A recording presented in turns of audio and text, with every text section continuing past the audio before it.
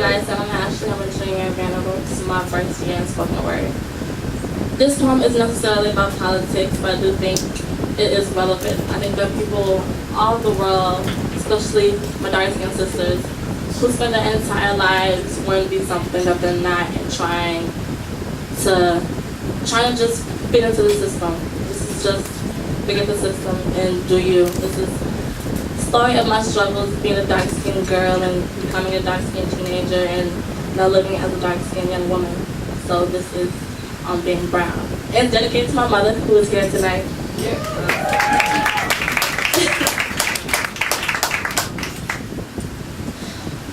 This is for my great-grandmother.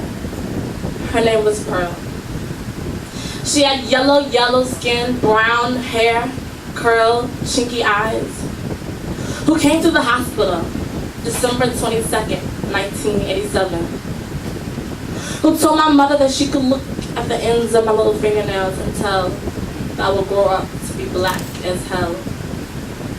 This is for the little Puerto Rican boy in 4th grade who had a crush on her. Actually, a crush wouldn't even do it justice. I was in love with him, and thoughts of him took up every page of my diary that I hid under my bed with the B+ grades that I didn't want to show my mother.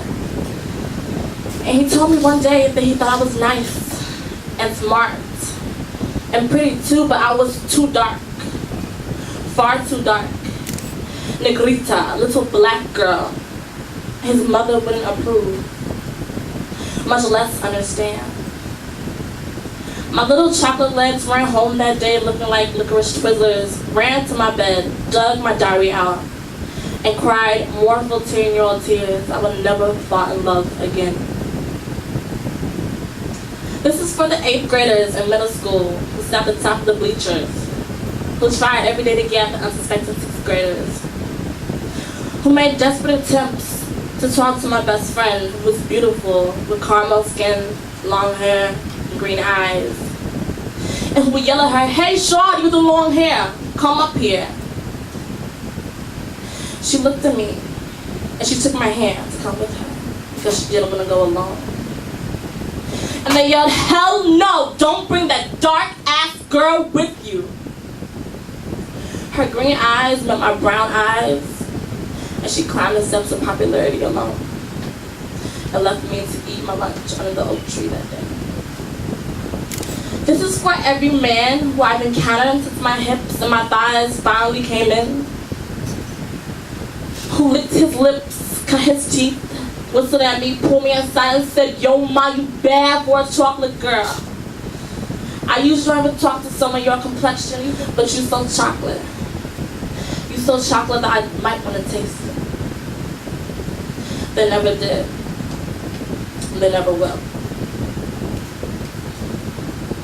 This is for my ex-boyfriend's mother, who wanted the best for her son, who wanted him to bring home a Lebanese wife who could speak Arabic and make a mean-ass falafel, who told him, "Son, I know you love her. I know you can't help who you love. But think about the babies you would make. Would they be brown like her? Is that a risk you're willing to take? She's very lovely indeed. But you cannot get serious with someone who looks like her. You cannot go back to Beirut and expect the two of you not to receive stares." This is for him, my ex-boyfriend, who heeded his mother's advice like a good son should.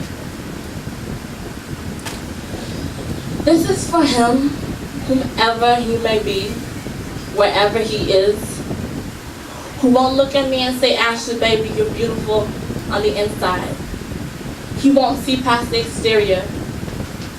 He will say, "Baby, you are the exact shade that God intended you to be. You are the color of the earth and ebony mahogany woods, and my mother's warm brown eyes, and my little sister's sweet hands, and the sparrow that wakes me up in the morning, the cup of coffee I drink before work, and the chocolate Labrador that greets me every day after work." And at that point in the night when the sun hasn't quite faded into oblivion, and the moon has not quite announced its presence, you are the type of brown that is so deep, so deep, so damn deep, that I want to drown in it. ever, ever saved me.